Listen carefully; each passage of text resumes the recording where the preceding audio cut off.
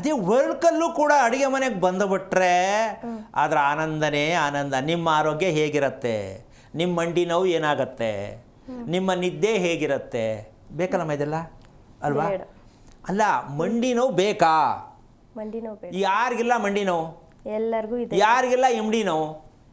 ಇದೆಲ್ಲ ಏನು ಮಿಕ್ಸಿ ಪ್ರಭಾವ ರೀ, ದ್ವೇಷದ ಪ್ರಭಾವ. ಮಿಕ್ಸಿ ಯಾವ್ದು ಇಟ್ಕೊಂಡಿದ್ದೀರೋ, ಯಾವ ಕಂಪ್ನಿ ಇಟ್ಕೊಂಡಿದ್ದು ನಂಗೆ ಗೊತ್ತಿಲ್ಲ, ಆದರೆ ರುಬ್ಬುತ್ತೆ, ಇಲ್ಲ ಅಂತಿಲ್ಲ. ಆದರೆ ಸಾಂಬಾರು ತಟ್ಟೆಗೆ ಹಾಕಿದ್ರೆ ತಿಳಿಸಾರೆ ಒಂದು ಕಡೆ, ಗಟ್ಟಿ ಸಾರೆ ಒಂದು ಕಡೆ ಎರಡಾಗ್ಬಿಟ್ಟಿರ್ತದೆ. ಯಾವುದು ಮಿಕ್ಸಿದು? ಹೌದಲ್ಲಮ್ಮ? ಒಂದೇ ಥರ ಅಂತೂ ಇರಲ್ಲ. ಒಂದು ಕಡೆ ನೀರು, ಒಂದು ಕಡೆ ಗಟ್ಟಿ ಅಲ್ವಾ? ಆದರೆ ಹೊರಕಳ್ಳ ರುಬ್ಬಿದ್ರೆ ಅದರ ಗಮನನೇ ಬೇರೆ, ಅದರ ಪರಿಮಳನೇ ಬೇರೆ, ಆ ರುಚಿನೇ ಬೇರೆ. ಏನಮ್ಮ? ಇದು ಆಸ್ತಿ ಯಾವುದು ಅಂದರೆ, ನಿಮ್ಮ ಮನೆ ಅಡುಗೆ ಮನೇಲಿ ಒರಳು ಇದೆಯಾ ನೋಡ್ಕೊಳ್ಳಿ, ಇಲ್ಲ ಅಂದರೆ ತರಿಸ್ಕೊಳ್ಳಿ. ತರಿಸ್ಕೊಂಡು ಎಲ್ಲಿ ಮಡಗಬೇಕು ಅಂತ ಪ್ರಶ್ನೆ ಹಾಕ್ತಾರೆ. ಆಮೇಲೆ ಸ್ವಾಮಿ ಎಲ್ಲಿ ಮಡಗೋದು, ಒರಳು ತರಿಸಿ ಅಂದರೆ ಜಾಗ ಇಲ್ಲ, ಚಿಕ್ಕದು ಅಂತಾರೆ. ಅದೆಷ್ಟೇ ಇರಲಿ ರೀ, 2-3 ಅಡಿನೇ ಇರಲಿ ಅಡುಗೆ ಮನೆ, ಒರಳು ಬೇಕು. ಸಾಕ್ಷಾತ್ ಮಹಾಲಕ್ಷ್ಮಿ ನಿಮ್ಮ ಮನೇಲಿ ಸದಾ ಇರ್ತಾರೆ. ಒರಳು ರುಬ್ಬಿದ್ರೆ ರುಬ್ಬೋ ಹೆಂಗಸು ಲಕ್ಷ್ಮಿ ಆಗ್ತಾಳೆ, ಸರಸ್ವತಿ ಕೂಡ ಆಗ್ತಾಳೆ. ಒಳ್ಳೆಯ ಬುದ್ಧಿ ತಾಳ್ಮೆ ಬಂದರೆ ಸರಸ್ವತಿನೂ ಆದ್ಲು. ಹೌದಾ? ಎಂಥ ಅದ್ಭುತವಾದ ಪವಾಡ ಅಲ್ವಾ? ಸೊ ಹೀಗಾಗಿ ಹಂಗಂತ ನೀವು ಎಲ್ಲರೂ ಕೂಡ ಕಲ್ಲು ಬಳಸಲೇಬೇಕು ಅಂತ ನಾನು ಆರ್ಡರ್ ಮಾಡ್ತಾ ಇಲ್ಲ. ಜೀವನದಲ್ಲಿ ದ್ವೇಷ ಬರಬಾರ್ದು. ಮಕ್ಕಳಲ್ಲೂ ದ್ವೇಷ ಇರಬಾರ್ದು, ಗಂಡನಲ್ಲೂ ದ್ವೇಷ ಇರಬಾರ್ದು, ಹೆಂಡತಿಯಲ್ಲೂ ದ್ವೇಷ ಇರಬಾರ್ದು. ಹೌದಾ?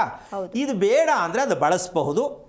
ಇದಕ್ಕೆ ಮುಂದುವರೆದ ಭಾಗ, ಇನ್ನೊಂದು ಭಾಗ ಹೇಳಬೇಕು ಅಂತಂದರೆ, ನಾವು ಮಾಡ್ತಾ ಇರ್ತಕ್ಕಂತಹ ಲೆಕ್ಕಾಚಾರದಲ್ಲಿ, ಒಂದು ಮಗುವನ್ನು ಪಡೆಯತಕ್ಕಂತಹ ಲೆಕ್ಕಾಚಾರದಲ್ಲಿ ಗಂಡ ಹೆಂಡತಿ ಪೂರ್ಣ ಜ್ಞಾನ ಬೇಕು ಅಂತ ಹೇಳಿದ ಮುಂದುವರೆದ ಭಾಗ ಏನಾಗಬೇಕು? ಮುಂದುವರೆದ ಭಾಗ ಸಂಸಾರ ಮಾಡೋಕ್ಕೆ ಒಳ್ಕಳು ಬಳಸೋದು, ಇಬ್ಬರ ದ್ವೇಷ ಕಡಿಮೆ ಆಗೋದಕ್ಕೆ ಒಳ್ಕಳು ಬಳಸಾಯ್ತು. ನೆಕ್ಸ್ಟು ಮಗು ಬೇಕು. ಆ ಮಗುಗೆ ಅವ್ರದ್ದು ಒಂದು ಜ್ಞಾನ ಅಲ್ಲಿ ಉಪಯೋಗ ಆಗಬೇಕು. ಏನು ಅಂದರೆ, ಭಗವಂತ ಎಲ್ಲಿದ್ದಾನೆ ಅಂತ ನಮ್ಮ ಪ್ರಶ್ನೆ ಹಾಕ್ತೀವಿ ನಾವು. ಗುಡಿಯಲ್ಲ, ಮನೆಯಲ್ಲ, ನಮ್ಮಲ್ಲ. ಇದು ಸುಮಾರು ವಿಚಾರದಲ್ಲಿದೆ. ಕೆಲವರು ಎಲ್ಲ ಕಡೆ ಫ್ಯಾನಲ್ಲೂ ಅವನೇ ಅಂತಾರೆ ಅಲ್ವಾ, ಕೆಲವರು ಮಾಡೋ ಕೆಲಸದಲ್ಲಿ ಅವನೇ ಅಂತಾರೆ. ಇದಕ್ಕೆ ಉತ್ತರ ಇನ್ನೂ ಸಿಕ್ಕಿಲ್ಲ ಅಮ್ಮ. ಭಗವಂತ ಎಲ್ಲಿದ್ದಾನೆ ನೋಡಿದೀಯಾ? ಗೊತ್ತಿಲ್ಲ, ಯಾವುದಕ್ಕೂ ಉತ್ತರ ಸಿಕ್ಕಿಲ್ಲ. ಅಂತೂ ನಾವು ಪರದಾಡೋದಂತ ತಪ್ಪಿಲ್ಲ. ಭಗವಂತ ಎಲ್ಲಿದ್ದಾನೆ ಅಂತಕ್ಕಂತಹ ವಿಚಾರಕ್ಕೆ ಹೋದರೆ, ಇವತ್ತು ಆ ಸತ್ಯವನ್ನು ತಿಳ್ಕೊಂಡ್ರೆ, ಮದುವೆ ಮಾಡಿಕೊಂಡು ಮಕ್ಕಳು ಮಾಡ್ಕೊಂಡಿರೋರು ನಿಜಕ್ಕೂ ಇವಾಗ ಯೋಚನೆ ಮಾಡಿದ್ರೆ ನೀವು ಅನ್ಕೋಬಹುದು ನಾವೆಂಥ ಪಾಪಿಗಳಾಗಿದ್ದೋ. ಯಾರಿಗೋಸ್ಕರ? ಮಕ್ಕಳಿಗಾಗಿ ನಾವೆಂಥ ಪಾಪದ ಕೆಲಸ ಮಾಡಿದೋ ಅಂತ ನೀವು ಅನ್ಕೋಬೇಕಾಗತ್ತೆ. ಯಾಕೆಂದರೆ ಗೊತ್ತಿಲ್ವಲ್ಲ, ಯಾರು ಹೇಳಿಲ್ವಲ್ಲ.